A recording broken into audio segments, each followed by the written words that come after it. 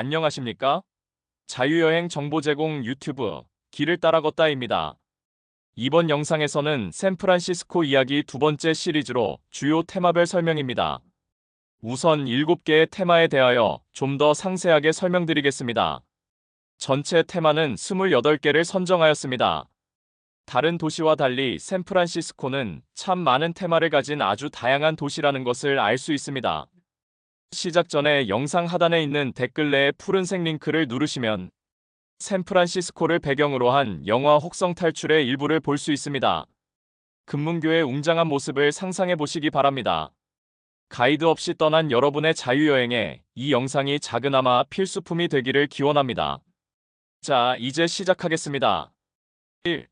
샌프란시스코의 역사. 우선 샌프란시스코의 역사부터 설명드리겠습니다. 여러분은 샌프란시스코와 로스앤젤레스를 포함하는 캘리포니아가 한때는 멕시코 땅이었다는 것을 알고 계십니까? 모르셨다면 지금부터 하나씩 설명드리겠습니다. 우선은 스페인의 식민지 시대입니다. 1769년 스페인의 탐험가가 샌프란시스코를 최초로 발견하였습니다. 1776년 6월 스페인인 프란시스코 팔루가 최초의 샌프란시스코 대 아시스 교회를 설립했습니다. 오늘날에는 미션 돌로레스로 더 잘 알려진 이 교회는 현재 샌프란시스코에서 가장 오래된 건물로 남아 있습니다. 샌프란시스코라는 명칭은 이 교회로부터 유래되었으며 이 명칭은 이탈리아의 성자인 프란치스코를 가리킵니다. 다음은 멕시코령 시대입니다. 1821년 멕시코가 스페인으로부터 독립하면서 캘리포니아주는 멕시코의 영토가 되었습니다. 샌프란시스코 역시 멕시코의 지배를 받게 되었지만 이 시기에는 큰 발전이나 변화는 없었습니다. 멕시코 정부는 스페인 교회를 세속화하고 토지를 개인에게 분배하기 시작했습니다. 공식적인 멕시코 시대는 26년 정도 지속되었습니다. 다음은 미국령 시대입니다. 1846년 멕시코와 미국 간 전쟁이 발발하여 미국이 캘리포니아주를 점령했습니다. 1848년 멕시코는 캘리포니아주를 미국에 넘겼고 샌프란시스코와 로스앤젤레스 등은 정식으로 미국 영토가 되었습니다. 골드러시의 시대의 개막. 1848년 샌프란시스코 동북부 약 200km 지점인 캘리포니아의 서터스밀에서 금이 발견되었다는 소식이 전 세계로 퍼져나가자 수십만 명의 사람들이 황금을 찾아 캘리포니아로 몰려들었습니다. 이때부터 본격적인 서부 골드러시가 시작되었습니다.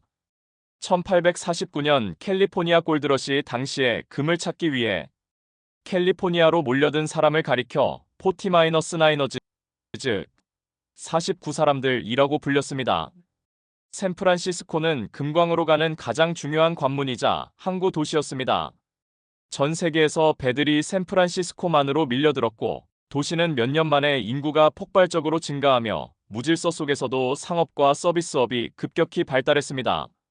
은행, 호텔, 상점들이 우후죽순 생겨났고 이민자들이 대거 유입되면서 도시의 다문화적 특성이 형성되기 시작했습니다. 특히 중국인 이민자들이 정착하며 북미 최대 차이나타운을 형성했습니다. 샌프란시스코 대지진 발생. 1906년 4월 18일 샌프란시스코는 강력한 대지진과 그로 인한 대화재로 약 3,000명이 사망하고 도시의 80%가 파괴되는 엄청난 재앙을 겪었습니다. 하지만 샌프란시스코 시민들은 놀라운 회복력을 보여주었고 전 세계의 도움과 기부금으로 불과 몇 년 만에 도시를 재건하며 불사조의 면모를 보여주었습니다. 실리콘밸리 시대 개막. 20세기 중반 이후 샌프란시스코는 교통, 무역, 금융의 중심지로 성장했습니다. 특히 남쪽의 실리콘밸리가 발전하면서 샌프란시스코는 기술 혁신의 허브이자 세계적인 관광 도시로 확고한 입지를 다지게 되었습니다. 오늘날의 샌프란시스코는 과거의 역사적 흔적과 현대의 혁신이 공존하는 매력적인 도시로 남아 있습니다. 역사적으로는 스페인에 의해 발견된 지 약 250년, 멕시코령으로 전환된 지 약 200년, 미국령으로 전환된 지 약 180년의 역사를 가지고 있습니다. 2. 금문교. 금문교는 샌프란시스코와 북쪽의 마린 카운티를 연결하는 현수교입니다. 현수교는 다리의 무게를 강선로 지지하는 다리입니다. 샌프란시스코의 교통체증을 해결하기 위해 프랭클린 루스벨트 대통령의 지시로 1937년에 완공되었습니다. 설계자는 조셉 스트라우스입니다. 총 길이 2789m로 당시에는 세계에서 가장 긴 다리였습니다. 석양이 질 때와 안개가 끼어 있을 때 다리가 아름다운 황금빛으로 물드는 모습이 특히 아름답습니다. 가장 긴 다리의 기록이 깨진 지금에도 세계에서 가장 유명한 현수교의 하나로 남아 있습니다. 금문교의 또 다른 특징은 주탑을 칠한 독특한 색상인 붉은 빛이 도는 주황색 즉 인터내셔널 오렌지입니다. 주변 자연환경과 조화를 이룰 뿐만 아니라 잦은 안개 속에서도 온전하게 다리의 모습을 볼 수 있습니다. 오늘날 금문교는 샌프란시스코를 넘어 미국의 대표적인 상징물 중 하나가 되었습니다. 수많은 영화, 드라마, 문학작품 등에 등장하고 있으며 매년 수백만 명의 관광객이 방문하는 세계적인 명소입니다. 여기서 현수교에 대하여 잠시 알아보는 시간을 가져보겠습니다. 강선을 사용하는 다리는 현수교와 사장교 두 가지가 있습니다. 현수교는 두 개의 주탑에 주 강선이 U자형으로 걸려 있고 보조 강선이 주상선과 상판을 연결하는 방식입니다. 사장교는 주탑과 상판을 직접 연결하는 방식입니다. 눈으로 보아 쉽게 구분하는 방법으로 현수교는 그림 1과 같이 모든 보조 강선이 수직 방향으로 향하고 사장교는 그림 2와 같이 강선들이 서로 다른 각도로 경사져 있습니다. 현수교는 주탑 간의 한계 거리가 사장교보다 길게 건설할 수 있는 장점이 있습니다. 반면에 사장교는 구조적으로 튼튼한 장점이 있어 최근에는 사장교 보급이 많아지는 추세입니다. 한국의 대표적인 현수교는 이순신대교와 광안대교가 있고 사장교는 인천대교, 영종대교, 서해대교 등이 있습니다. 3. 기라델리 스퀘어와 기라델리 초콜릿 1849년 골드러시 시기에 창업자인 도밍고 기라델리는 이탈리아에서 미국으로 이민 왔습니다. 광부들에게 과자와 자파를 팔던 작은 상점에서 시작하여 1852년에 초콜릿 회사 기라델리를 세웠습니다. 현재는 미국을 대표하는 초콜릿 브랜드가 되었습니다. 기라델리 스퀘어. 이곳은 원래 1893년부터 67년간 기라델리 초콜릿을 생산하던 자리입니다. 1964년에 역사적인 옛 건물을 개조하여 아름다운 쇼핑센터, 레스토랑, 카페, 특산품 가게로 탈바꿈했습니다. 미국 최초로 도시 재개발 성공 사례가 된 중요한 건물입니다. 기라델리 스퀘어는 미국 국가 사적지로 샌프란시스코 여행의 필수 코스입니다. 샌프란시스코의 활기찬 분위기와 역사를 경험할 수 있는 특별한 공간입니다.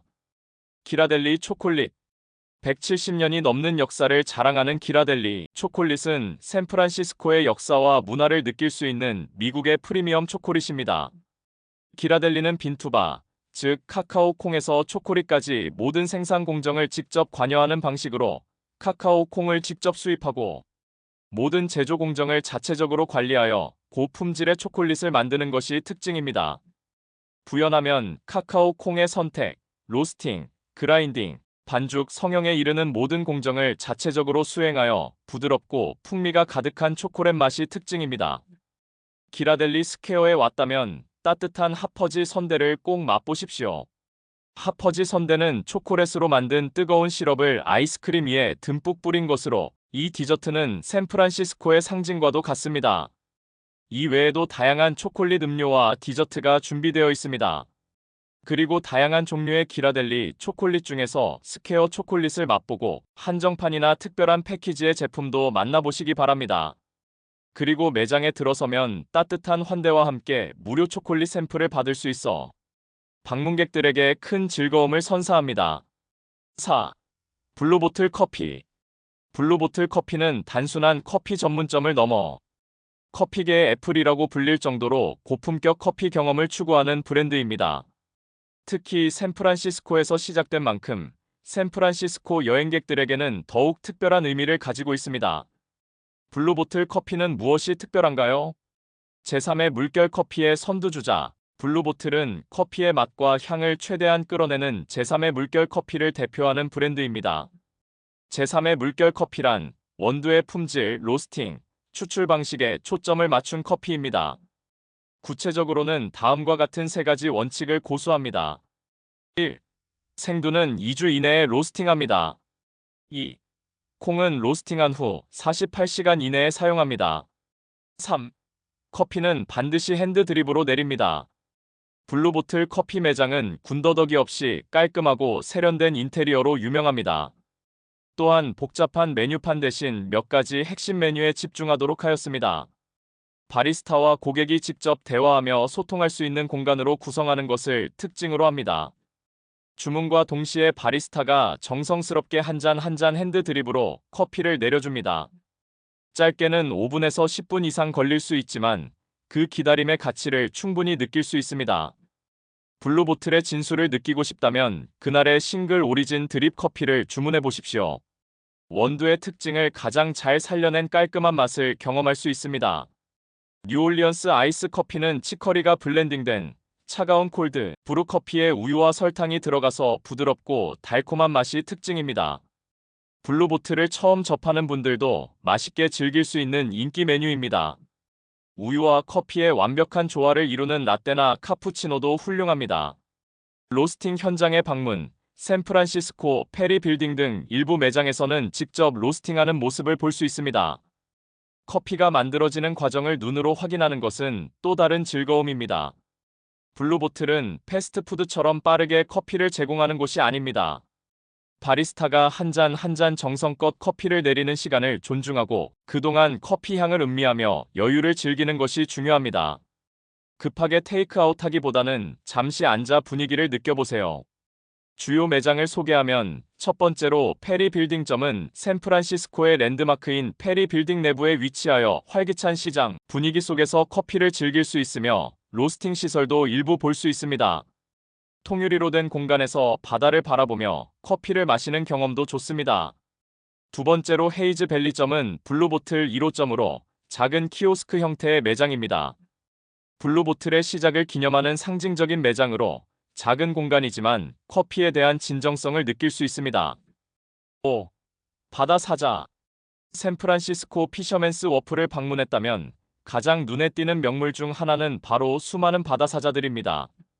특히 피어 39에는 이 사랑스러운 동물들을 아주 가까이서 관찰할 수 있어 관광객들에게 최고의 인기를 누리고 있습니다. 1989년 10월에 샌프란시스코에 롬바드 스트리트 지진이 발생했습니다. 이때부터 수십 마리의 바다 사자들이 피어 39의 K 선착장으로 몰려들기 시작했습니다. 상인들의 반대가 있었으나 전문가의 조언에 따라 바다 사자 전용 선착장을 마련했습니다. 그 이후로 이곳으로 수많은 바다 사자들에 몰려들어 영구적인 보금자리가 되었습니다. 가장 많은 경우 1,700마리까지 늘어난 적도 있습니다. 이제는 샌프란시스코의 상징이자 필수 방문 코스가 되었습니다. 종은 캘리포니아 바다 사자입니다. 덩치가 큰 것이 수놈이며 몸길이가 2.5m 정도이고 무게는 300kg에 이릅니다. 작은 것이 암컷이며 길이는 1.5m 정도이고 몸무게는 100kg 정도에 이릅니다.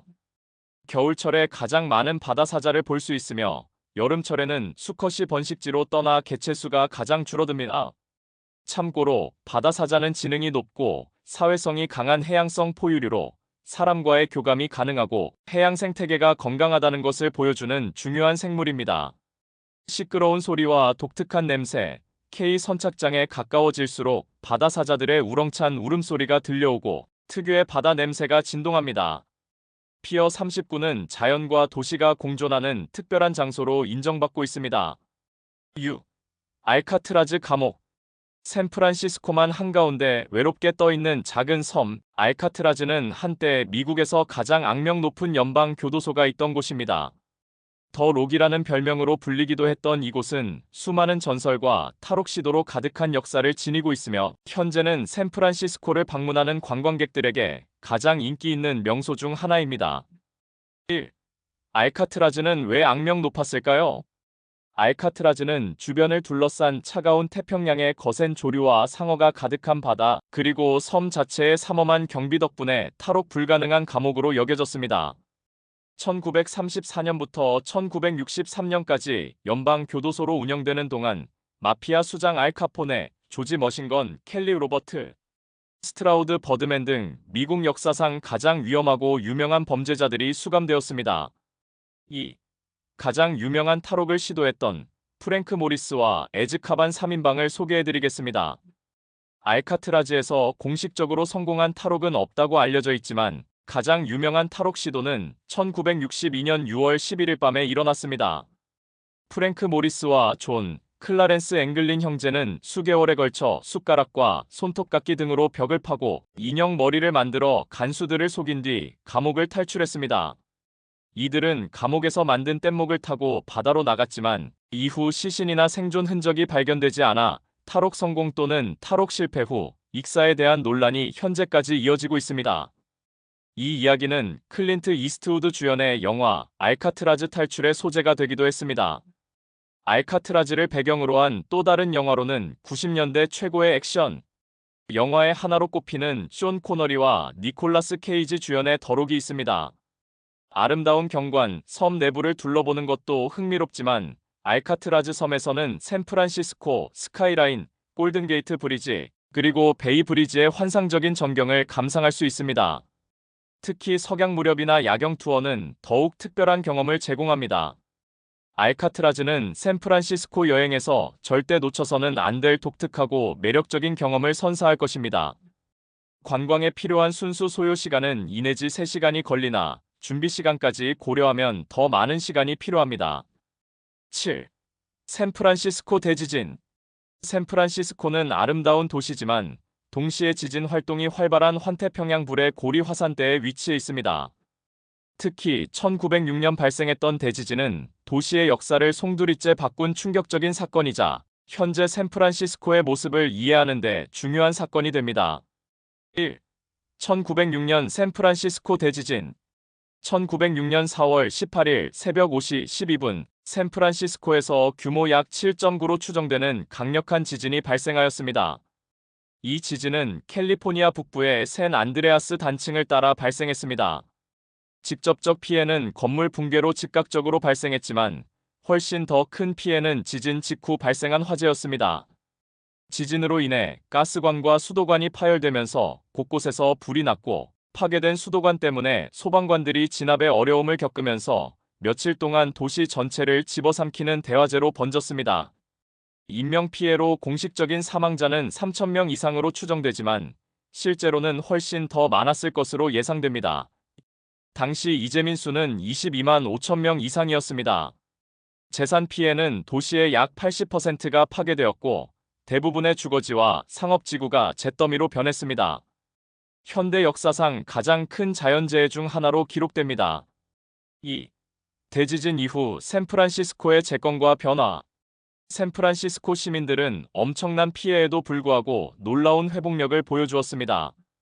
전 세계의 도움을 받아 도시를 재건하기 시작했고 불과 몇 년 만에 활기를 되찾았습니다. 지진과 화재는 도시 계획에 큰 영향을 미쳤습니다. 새로운 건축 규제가 도입되어 내진 설계의 중요성이 강조되었고 더 넓은 거리와 방화벽을 고려한 도시 구조가 일부 적용되었습니다.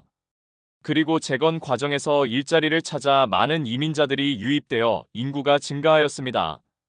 이는 샌프란시스코의 다문화적 특성을 더욱 강화하는 계기가 되었습니다. 재건된 도시는 새로운 매력을 발산하며 관광 산업을 발전시키는 데에도 기여했습니다. 현재의 아름다운 샌프란시스코는 이 대지진을 딛고 일어선 결과라고 볼 수 있습니다. 3. 대지진의 흔적 찾기. 샌프란시스코를 여행하며 1906년 대지진의 흔적을 간접적으로나마 경험할 수 있는 곳들이 있습니다. 팰리스 호텔은 지진 당시에도 견고하게 버텨냈던 몇 안 되는 건물 중 하나입니다. 화려한 건축 양식과 함께 그 역사를 느낄 수 있습니다. 페리 빌딩은 지진 당시에도 큰 피해 없이 살아남아 이재민 대피소 등으로 활용되었던 상징적인 건물입니다. 현재는 고급 식료품점과 레스토랑이 모인 관광 명소입니다. 1906년 대지진은 샌프란시스코에게 엄청난 시련이었지만 동시에 도시의 회복력과 끊임없는 혁신을 상징하는 역사적인 사건입니다. 이상으로 테마별 설명 첫 번째를 마치겠습니다. 다음 영상에서는 또 다른 테마에 대해서 설명드리겠습니다. 많은 시청 부탁드립니다. 긴 영상 끝까지 시청해주셔서 감사합니다.